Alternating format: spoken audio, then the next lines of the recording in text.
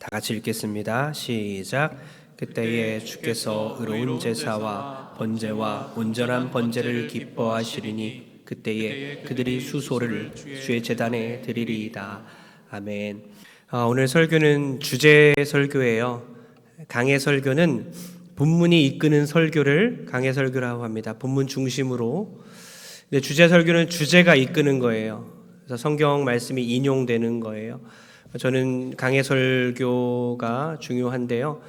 어쩔 수 없이 주제 설교를 오늘과 다음 주까지 하게 되었습니다. 왜냐? 예배 순서가 이제 6월 달부터 강단이 완성되면 순서가 바뀌어요. 예배 순서의 변화는 너무나 큰 변화예요.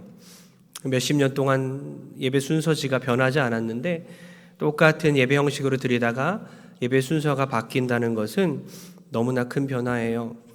제가 좋은 방향으로 성경적으로 변화를 시도하고 있지만 성도들 중에서는 힘들어하는 분들도 계십니다. 아무리 제가 성경적이라고 아무리 옳다고 말할지라도 변화를 싫어하는 분이 계시고 변화를 두려워하는 분이 있겠다 생각이 됩니다. 왜 제가 그렇게 생각을 들었냐면 제 모습을 보고 깨달았어요. 제가 변화를 참 안 되는 부분이 하나 있더라고요. 예배 가운데. 제가 몇 년째 고생하는 부분이 있어요. 지난번 재직 세미나 때 말씀드렸는데요. 사실 제가 세례식 하기 전에 문답할 때 우리 세례자들에게 먼저 이 속마음을 오픈했었어요. 뭐였냐면 세번역 사도신경이 안 외워집니다. 여기 보면 왼쪽에 주기도문 사도신경이 있는데 옛날 우리가 했던 버전들과 세번역 버전이 다르거든요. 두 개가 같이 이렇게 카피되어 있는데 한 30-40년 정도 제 머릿속에 툭 치면 나올 정도로 암기를 해놨는데 동선교회는 와보니까 이미 바뀌어 있더라고요.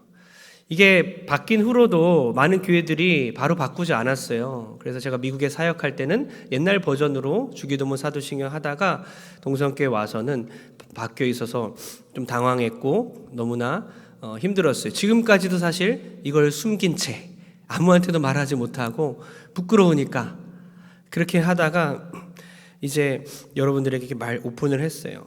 너무나 속이 시원합니다.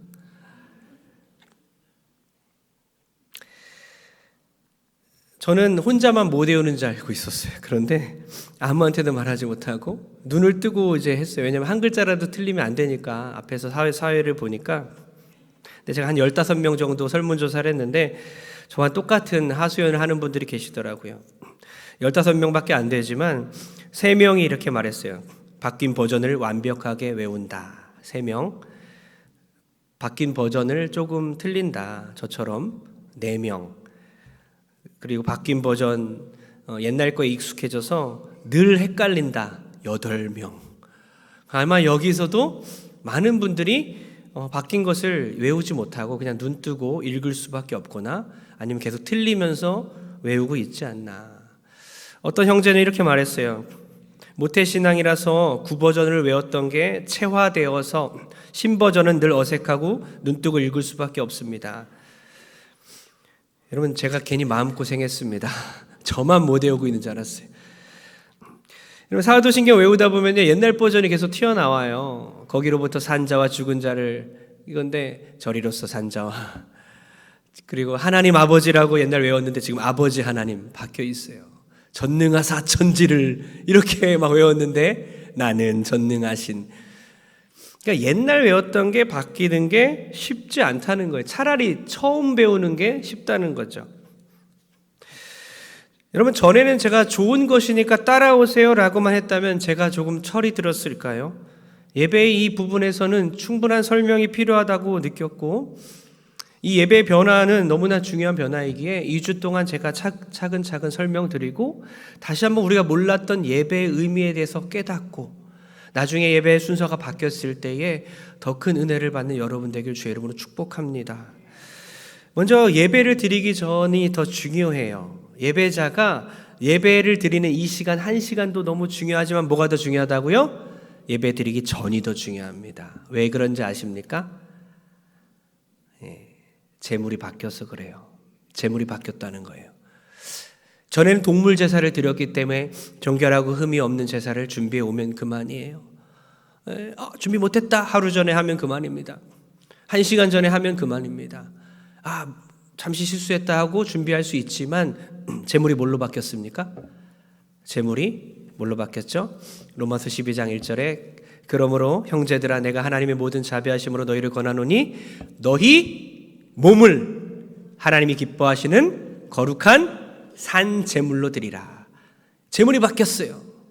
짐승을 죽여서 하나님께 제물로 드렸다가 이제는 예수 그리스도의 십자가 사건 이후로 내 자신이 살아있는 제물이 되어서 하나님께 바쳐지는 거예요. 그러니까 더 어렵다는 거예요. 내가 제물이 돼버리니까 문제가 생겼어요. 예배 시간 전에 잠깐 와서 회개한다고 내가 정결해지지 않아요. 내 몸이 제물되니까 예배 시간 전에 모든 삶이 중요해지더라는 겁니다.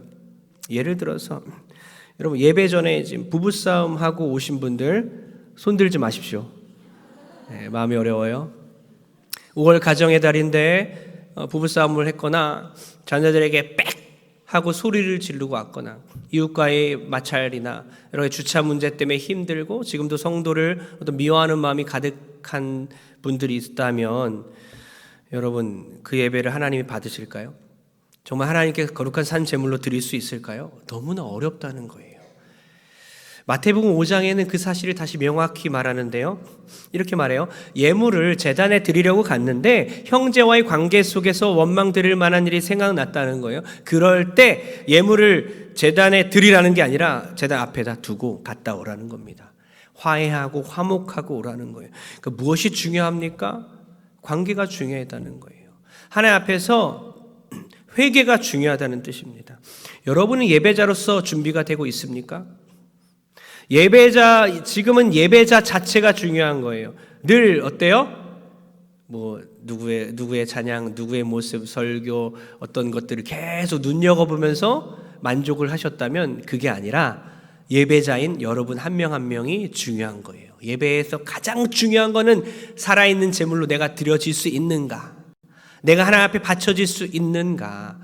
하나님께 내가 거룩한 산제물로 영광 돌릴 수 있는가가 제일 중요하다는 거예요. 그래서 예배 시간보다 중요한 것은 예배 전 시간이라는 겁니다. 시편 51장 19절에 다시 한번 읽게 오늘 본문인데요. 다 같이 읽겠습니다. 51장 19절 시작. 그때에 주께서 의로운 제사와 번제와 온전한 번제를 기뻐하시리니 그때에 그들이 수소를 주의 제단에 드리리이다. 아멘. 그때라고 지금 두 번이나 말하고 있어요. 그때에야 비로소 내가 온전한 예배를 드릴 수 있습니다. 왜 그럴까요? 어떤 때를 말하는 걸까요? 예배자로서 준비될 때에, 예배자로서 내가 하나님 앞에서 준비될 때에 비로소 하나님께 예배를 드릴 수 있겠습니다. 왜 이런 고백을 했을까요? 시편 51편은 배경이 뭡니까? 밧세바 사건이잖아요. 그 유명한 다윗 왕이 하나님 앞에 합당한 예배를 드리고 하나님을 너무나 사랑한 그 다윗이 밧세바 사건, 즉 간음을 저질렀어요. 자기 충실한 그 부하의 아내를 빼앗았고 거기다가 그 충직한 그 부하를 전장에 내보내서 총알바지가 되게 해서 죽게 만들었어요. 간음죄와 살인죄를 저질렀습니다. 이게 하나님이 예배를 받으시는 걸 떠나서 하나님이 그를 버리지 않겠습니까? 하나님이 그를 떠나지 않겠습니까? 너무나 큰 문제가 된 거예요. 다윗이 예전처럼 예배할 수 있을까요? 그는 절규하기 시작합니다. 시편 51장 11절입니다. 다 같이 시작. 나를 주 앞에서 쫓아내지 마시며 주의 성령을 내게서 거두지 마소서. 아니, 나를 버리지 마세요. 하나님, 예배를 받고 안 받고의 문제가 아니에요. 나를 떠나지 마세요. 주님, 나를 버리지 마소서. 그렇게 다윗은 하나님 앞에 엎드리기 시작했고 51장 12절에 또 이런 간구가 있습니다. 12절입니다. 시작. 주의 구원의 즐거움을 내게 회복시켜 주시고 자원하는 심령을 주사 나를 붙드소서. 하나님의 자녀가 되었을 때의 그 구원의 즐거움, 하나님이 나를 구원하시고 나에게 은혜를 베푸시고 나를 하나님 나라로 이끌어 가시는 그런 놀라운 구원받은 자의 그 기쁨을 회복시켜 주옵소서. 다시 한번 죄에서 회복이 되고 하나님 나에게 구원의 기쁨 허락하여 주옵소서. 그러면서 명확하게 그 죄의 문제를 본인이 고백하죠. 14절입니다. 시작. 하나님이여 나의 구원의 하나님이여 피 흘린 죄에서 나를 건지소서. 내 혀가 주의 의를 높이 노래하리이다. 아멘. 정확히 그 얘기합니다. 내가 피 흘린 죄, 내가 간음을 하였고 내가 살인을 저질렀고 한 가정을 망친 이 죄를 용서하시옵소서. 그 후에 내가 내 혀로 주의 의를 노래할 수 있겠습니다. 순서가 어때요? 회개 다음 예배라는 거예요. 하나님 앞에 나가기 전에, 하나님 앞에 거룩한 산제물로 예배하기 전에 더 중요한 건 회개더라는 것입니다. 내 안에 죄악이 가득한데, 내 안에 하나님 욕심이 가득하고, 하나님 앞에 내가 다 깨어지고, 내가 얼마나 많은 죄를 짓고 있는데 감히 하나님 앞에 예배하고 그 예배를 하나님이 받으시겠습니까? 어떤 죄를 지었습니까? 앞으로 예배 전에는요, 예배자로 준비해 주시기 바랍니다. 그냥 이 자리에 앉아 있으면 안 돼요. 예배를 통해 내가 은혜를 경험하고 하나님을 만나기 위해서는 단지 이 시간에 집중하고 왔다 갔다 하는 것으로 되는 것이 아니라 예배자로서 내가 이웃과의 문제가 있는 건 아닌지, 성도와의 문제가 있는 건 아닌지, 가족과의 문제가 있는 건 아닌지 돌아보시고 화해하고 오십시오. 그리고 예배 전에 반드시 용서를 구하고 용서해 주시고. 그런데 어때요? 너무나 어려운 것은 그것이 생각났다 할지라도 바로 됩니까? 예배 드리기 전에 그것을 막 문자로 미안해 됩니까? 안 되잖아요. 저도 안 되더라고요. 금요일만 되면 긴장이 되는 거예요.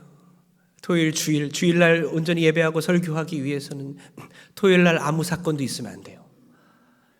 어떠한 죄악된 사건이 있으면 안 됩니다.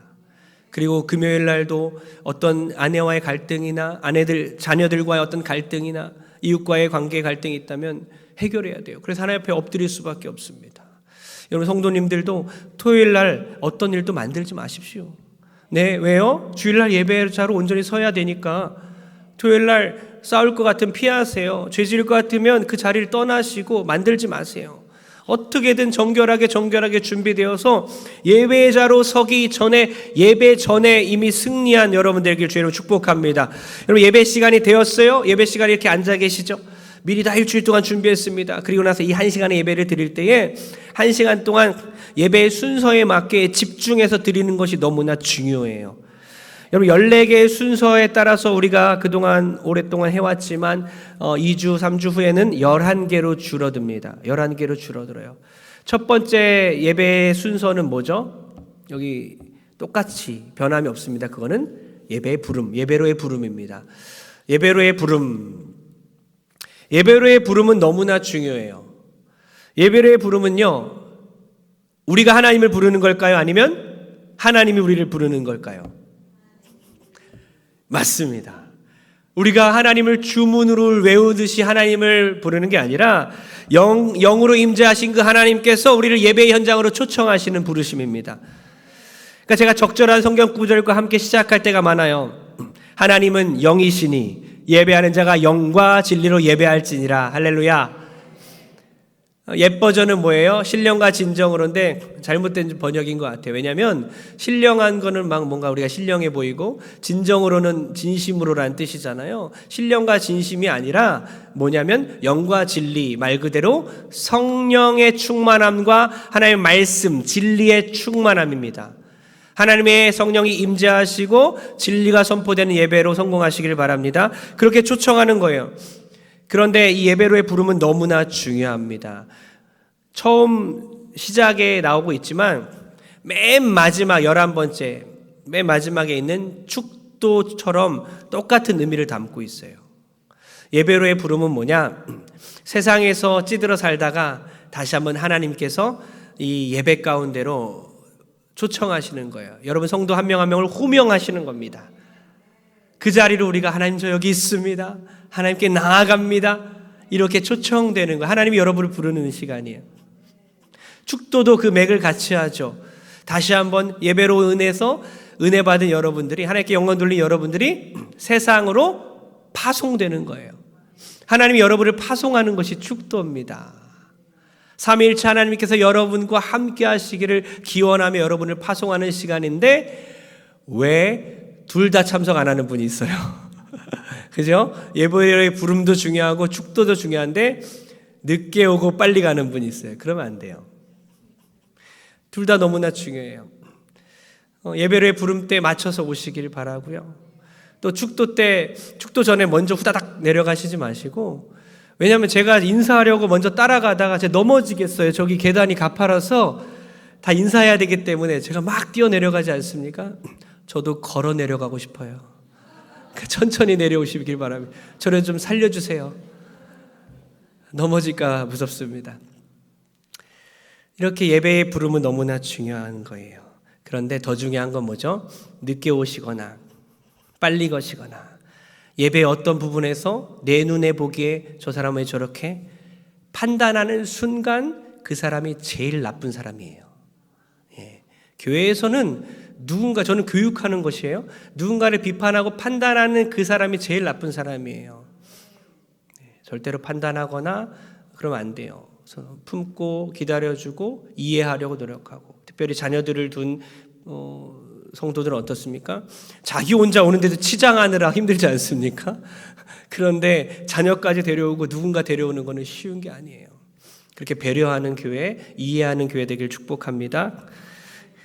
그 다음 중요한 건 참회 기도. 두 번째 뭐죠? 화면 있으면 보여주세요. 다 같이 읽겠습니다. 시작. 네, 참회가 아니라 참회입니다. 배고픈 분들이 있어요. 노랗고 열매 뭐죠? 과일? 참회. 참회예요. 참회 뭐죠? 하나님께 회개하는 거잖아요. 이 새로운 순서로 들어올 거예요. 전에는 이제 교동문을 낭독했지만 그것도 귀하지만 참회 기도와 사제선은 너무나 중요한 설교의 부분이 될 겁니다. 여러분, 예배에 있어서 누가 제일 중요하다고 했죠? 바로 우리 자신. 내가 제물인데 예배자인 우리가 거룩한 산 제물이 되기 위해서 예배 전에도 준비되어야 되겠지만 예배 시작 때부터 하나님께 다시 한번 회개하는 시간을 공적으로 갖는 거예요. 그때 그 단 1분의 시간이지만 하나님께서 용서해 주시고 사죄를 선포할 때에 우리가 다시 한번 하나님 앞에 담대히 나갈 수 있게 될 줄 믿습니다. 하나님께 진심으로 뉘우치면 하나님께서 우리의 죄를 용서하실 줄 믿습니다. 그래서 요한일서에 이런 말씀이 있어요. 우리가 만일 우리의 죄를 자백하면 저는 미쁘시고 의로우사 우리 죄를 사하시며 우리를 모든 불의에서 깨끗게 하실 것이요. 할렐루야.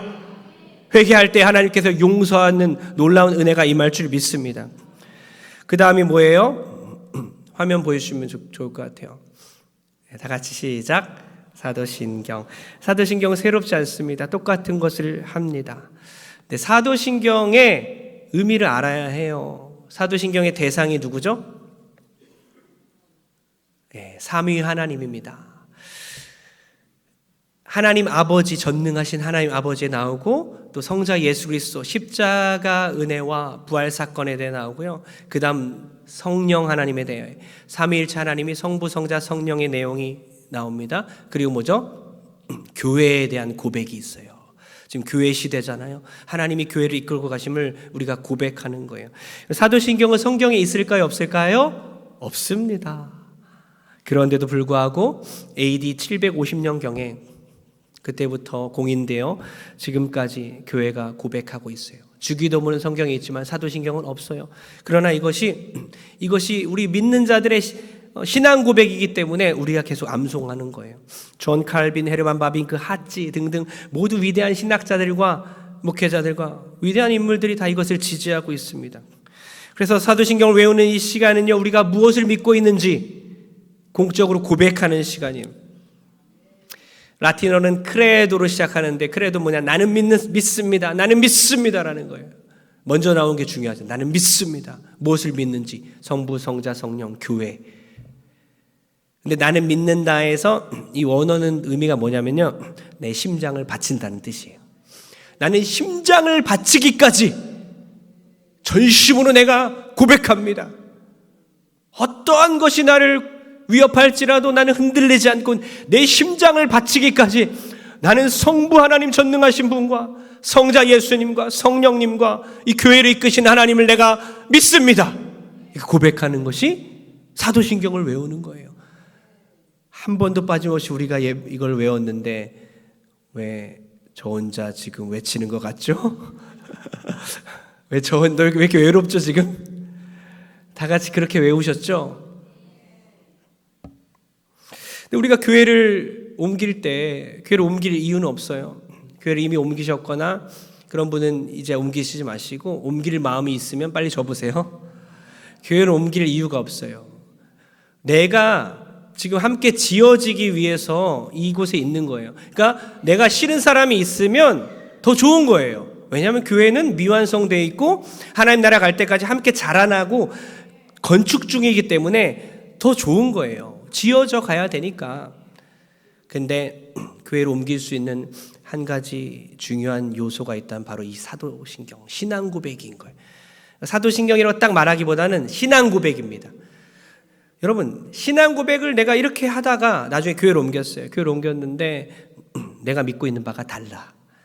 나는 이렇게 믿고 있었는데 다르게 가르치고, 그런데 아무 불편함이 없는 이유는, 아무렇지도 않게 그 교회에서 편안함을 느끼는 이유는 사도신경을 외우면서 이 의미를 전혀 몰랐다는 거죠.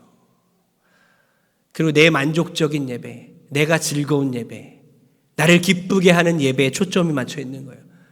이 나의 신앙 고백이 얼마나 중요한지를 안다면 어느 교회에 가서도 똑같은 신앙 고백을 해야 마음이 편한 것입니다. 이런 전심으로 고백하는, 신앙을 고백하는 여러분들에게 주님으로 축복합니다.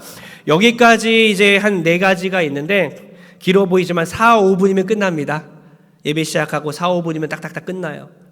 그리고 나서 더 길게 10분 동안, 아까 회개와 찬양이라고 그랬잖아요. 하나님 앞에 우리가 회개했다면 10분 동안 경배와 찬양을 드리게 됩니다. 여러분, 전에도 하긴 했었어요. 다른 점이 뭘까요? 예배 안으로 들어오게 돼요. 저는 예배 전 찬양이었어요. 예배 전 찬양이 예배 후 찬양 할 수 있지만 예배 전 찬양의 문제점은 뭐죠? 예배 드리면서 사람이 일단 없어요. 이 예배가 아닌 거죠, 사실. 준비 찬양이 된 거예요. 뭔가를 준비하는 찬양, 사실 찬양에 준비를 붙이면 안 되잖아요. 준비 찬양은 여기 서기 전이고, 예배할 때 어떻게 준비 찬양이 있을 수 있겠어요? 근데 준비 찬양하죠. 서로 인사하고 있죠. 사람 모이는 시간, 끝날 때쯤에 다 모이는, 그렇게 찬양하면 안 돼요. 여러분, 인사도 참 마음이 어려울 때가 있어요. 저는 하나님께 막 진정으로 막 찬양하고 있는데 한국 사람인지라 누군가 인사하면 인사를 받을 수밖에 없어요. 막 수하고 반가워하고. 근데 생각해 보세요. 하나님께 찬양하는 시간이잖아요. 그런데 어떻게 인사할 수 있어요? 예배 전이나 예배 후에 인사해야 되지. 하나님께 찬양하고 있는 순간 누가 인사를 하거나 하는 것은 내가 하나님께 찬양하는, 하나님과 나 사이를 가로막고 있는 거예요. 방해하고 있는 거예요, 그 순간. 그러니까 너무나 중요한 거예요. 이 찬양은 시작했다. 내가 이 시간 하나님께 시작합니다. 정확히 정시에 시작해요. 저는 일부러 정시에. 왜냐하면 정시라는 개념이 하나님과 약속이기 때문에 하나님께 찬양으로 영광 돌릴 때에 그 사이에 아무도 들어오지 못하는 거예요. 그래서 예배 전 찬양이 아니라 예배 가운데 들어와서 경건하게 다 같이 찬양합니다. 그리고 찬양대가 지금 여기 있지만 여기 누구를 위한 자리죠? 예, 이 잘 만들어진 이곳은 찬양대를 위한 자리예요. 뒤에 쫙 서서 하나님께 콰이어로 찬양하게 됩니다. 10분간 하나님께 영광 올리는 거. 온 성도가 천상의 예배처럼, 천상의 예배는 보좌 위에 계신 예수님이 가운데 계시고 24장로가 모든 성도들이 다 둘러쌉니다. 그런 것처럼 하나님께 영광을 돌리는 예배를 올려드리는 거예요.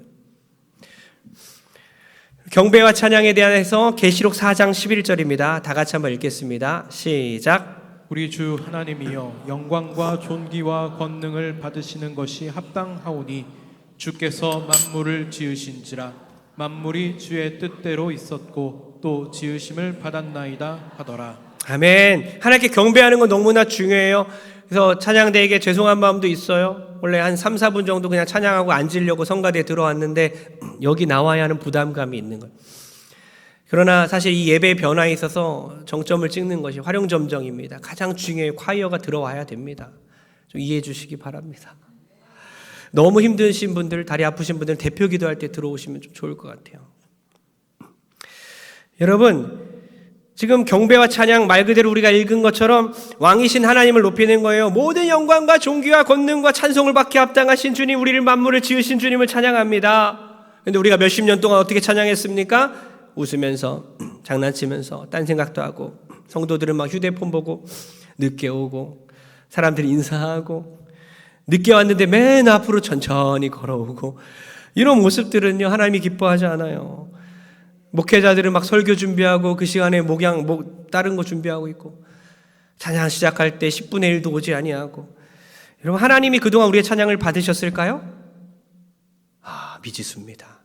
자기 만족적인 찬양, 멜로디나 가사가 좋아서 공감이 되면 좋았다. 찬양의 대상이 누구죠? 하나님이에요. 하나님인데 찬양의 대상이 자신이 되는 거예요. 우리를 만드신 그 창조주 하나님께 우리가 읽은 본문 그 구절 바로 전 구절에 뭐라고 있냐면요, 24장로들이 엎드려서 자기의 면류관을 빼서 하나님께 올려드립니다. 엎드려서 면류관을 빼서 주께 드리는 거예요.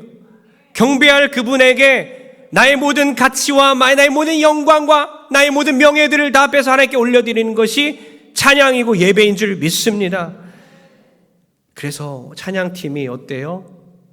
그냥 20-30분 연습하고 쓰면 안 되는 거죠. 일주일 동안 가사를 묵상하고 멜로디도 완벽하게 준비하고 또 준비하고 연습하고, 이 자리에서는 20-30분 동안 또 회개기도하고 하나님께 엎드리고 그리고 쓰는 거예요. 예배 인도자와 찬양팀이 어떻게 잠깐 연습하고 쓸 수가 있겠어요? 이렇게 경배와 찬양이 중요한데, 그럴 때에 우리 모두가 하나님께 영광 돌리게 되고 이 10분간의 경배와 찬양 하나님께서 받으시고 은혜가 충만한 시간이 될 줄 믿습니다. 찬양이란 뭡니까? 찬양이란 위대하신 하나님을 높이는 그 구체적인 언어나 행동이나 간증을 말하는 거예요. 이 가사로 된 것은 찬송이라고 합니다.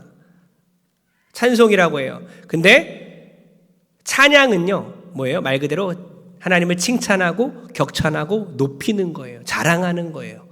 그러니까 말로도 할 수 있는 거죠. 근데 만약에 찬송을 우리가 부를 때에 서로 위로송을 불러요. 그거는 찬양은 아니에요. 위로송은 그냥 위로하는 거예요. 서로 교제하고 축복하는 거예요. 그건 찬양은 아니에요. 그냥 축복송을 부른 거예요. 그러니까 경배와 찬양은요, 말 그대로 하나님을 높이는 건데, 수요 예배 때나 새벽 예배 때나 수요일 날은 제가 양보할 수 있겠지만 이 주일만큼은 경배와 찬양에 맞는 정말 하나님을 높이는 찬양곡을 선곡해 주시기 바랍니다. 여러분, 제가 어버이날이 이제 지났잖아요. 부모님께 노래 불러주신 분 계세요? 저희 가족들도 저희 자녀들과 함께 가서 우리 부모님과 장인 장모님에게 노래를 불러드렸는데, 부모님을 찬양하는 노래잖아요.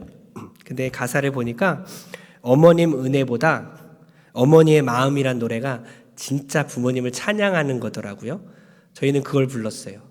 가사를 비교해 봤는데, 여러분, 어머니의 마음이란 이 노래는요, 가사가 너무나 부모님의 그 하신 일들을 구체적으로 나열합니다. 1절, 나실제 괴로움 다 잊으시고 기를제 밤낮으로 애쓰는 마음, 진자리 마른 자리 다 갈아뉘시며 손발이 다닳도록 고생하시네. 하늘 아래 그 무엇이 넓다 하리요 어머니의 희생은 가히 없어라. 2절, 잘 모르시는 분 많죠? 어려선 안고 업고 얼러주시고 자라서는 문 기대어 기다리는 마음. 알을 싸 그릇들 싸 자식 생각에 고우시던 이마 위에 주름이 가득. 땅 위에 그 무엇이 높다 하리요 어머님의 정성은 그지없어라. 3절, 사람의 마음속엔 온 가지 소원, 어머니의 마음속엔 오직 한 가지. 아낌없이 일생을 자식 위하여 살과 뼈를 깎아서 바치는 마음. 인간이 그 무엇이 거룩하리요 어머니의 사랑은 지극하여라. 이 가사 하나하나가 감동이 되는 이유는 어머니가 그렇게 하셨잖아요. 부모님이 그렇게 사셨잖아요. 아낌없이 그렇게 자녀들 위해 사셨던 것이 진짜 구체적으로 이렇게 가사로 만들었기 때문이에요. 하물며 하나님의 사랑은요, 하나님 우리를 사랑하시고 구원하시고 지금도 아낌없이 다 십자가에 내어주시고 우리를 돌보시고 계시는 그 구체적인 사랑을 하나하나 조목조목 높여드리는 거예요. 그게 찬양입니다. 가사를 그렇게 선택해야 되는 거예요. 하나님을 찬양하고 하나님을 높이는 그 가사로 하나님께 영광 돌릴 때에 하나님 얼마나 기뻐하실까요? 그 다음 순서는 똑같은데요. 5번째 대표 기도입니다. 여섯 번째가 있어요. 좀만 기다려 주세요. 끝날 때 되는데 배꼽 시간이 울리고 있는데 금방 끝납니다. 대표 기도는요, 개인 기도가 아니라 온 성도를 대표해서 공적으로 기도하는 거예요. 그래서 사실 좀 짧게 해야 합니다. 이엠 바운즈는 이렇게 말합니다. 개인 기도는 길면 길수록 은혜스럽지만, 개인 기도는 길면 길수록 은혜스럽지만 대표 기도는 짧으면 짧을수록 간결할수록 좋다. 3분을 넘지 않았으면 좋겠어요. 3분 넘으면 사실 1분도 눈 감고 있으면 집중 안 되잖아요. 1분 동안 막 딴 생각도 하고 졸음도 오고 그러지 않습니까? 3분 넘으면 힘들어요. 4분 넘어서 하는 분도 있어요. 그렇게 되면 안 되죠. 그래서 무엘 무디 목사님은요, 어떤 집회 가운데 어떤 사람이 막 대표 기도를 하는데 너무 길게 하는 거예요. 찬송도 할 수 없게 하고 설교도 줄여야 되겠다, 그렇게 할 만큼 대표 기도가 끝나지 않는 거예요. 그래서 무디 목사님이 아직도 대표 기도 가운데 있는데 마이크를 딱 들고 이렇게 말합니다. 형제의 기도가 끝나면 찬송가 75장을 부르겠습니다. 뭔 말이에요? 빨리 끝내라는 거죠. 대표 기도가 설교처럼 지루해지면 안 된다는 거예요. 설교처럼 느끼게 되면 지루하게 느껴진다는 거예요. 대표 기도는 아주 깔끔하게, 그래서 시간을 재면서 대표 기도자들은 연습을 하면 좋을 것 같아요. 대표 기도에 포함되어야 할 내용은 하나님을 찬양하는 것과 죄의 고백과 감사와 성도를 위한 간구, 그 설교자를 위한 성령의 조명하심을 위해, 또 환우들을 위해서 기도하는 여러 가지 꼭 중요한 것들은 포함되어야 되고요. 그리고 대표 기도에 빠져야 할 내용이 있습니다. 하면 안 되는 거, 정치적인 내용이나 교회에 대한 불평이나 특정 인물을 칭찬하거나 비난하면 안 되죠. 어떤 교단에서, 고신측입니다. 고신교단 알만하죠? 그 고신측에서 어떤 장로님이 대표기를 하다가 권징을 받은 사건이 있었어요. 오래전에 대표기를 하던데 공적인 이 기도 시간에 개인의 생각으로 기도했다는 겁니다. 개인의 생각을 말했다가 권징을 받았고 그것이 모든 그 교단의 교회들에게 알려졌어요. 그만큼 중대한 사안이었다는 거죠. 여러분, 이 대표 기도가 얼마나 중요한지를 알고 그렇게 준비하시는 여러분 됐으면 좋겠습니다. 마지막 6번째, 11번째까지 있는데 다음 주에 또 할 거예요. 마지막 6번째는 찬양대 찬양입니다. 원래 전에는 성가대라는 말을 우리가 썼는데요. 성가대는 무슨 뜻입니까? 거룩한 노래를 부르는 합창단을 뜻해요. 그러니까 성경에 성가라는 말은 없습니다. 1913년도 평양 장대현 교회에서 최초로 찬양대를 조직해서 한국교회 최초로 그렇게 찬양을 불렀어요. 그 후에 세문안 교회에서도 찬양대를 조직했고 찬미대라는 이름을 또 붙였어요. 성가대는 오히려 일본의 영향을 받았다고 합니다. 그러니 우리가 한국교회의 그 전통을 계승하고 성경적인 의미를 담아서 찬양대라고 불렀으면 좋겠어요. 그렇게 이제 바뀌었죠. 샬롬 찬양대, 임마누엘 찬양대, 호산나 찬양대. 여러분, 찬양대의 찬양의 능력이 있는 줄 아십니까? 믿습니까? 찬양대의 찬양의 능력이 있습니다. 아까 경험하셨습니까? 우리 찬양을 통해서 놀라운 일들이 벌어져요. 눈에 안 보이지만 영적으로 어마어마한 일이 벌어집니다. 유다왕 여호사밧 왕에게 위기가 찾아왔을 때에 수많은 그 이방인들이 연합군대가 쳐들어왔을 때에 모든 백성들이 떨고 있었습니다. 그때 하나님의 성령이 한 사람에게 임했어요. 그가 이렇게 선포합니다. 여호와께서 이렇게 말씀하시기를, 너희는 이 큰 무리로 말미암아 두려워하거나 놀라지 말라. 이 전쟁은 너에게 속한 것이 아니요 하나님께 속한 것이니라. 여호사밧 왕과 모든 백성들이 용기를 얻었어요. 하나님께 경배했습니다. 그리고 여호사밧 왕이 무엇을 조직했을까요? 무엇을 조직했을까요? 찬양대를 조직합니다. 놀랍지 않습니까? 구약의 역사에서부터 시작된 거예요. 찬양대를 이렇게 조직했어요. 예복을 입히고 찬양대가 전쟁터에 나갑니다. 어떤 일이 벌어졌겠습니까? 승리가 일어났습니다.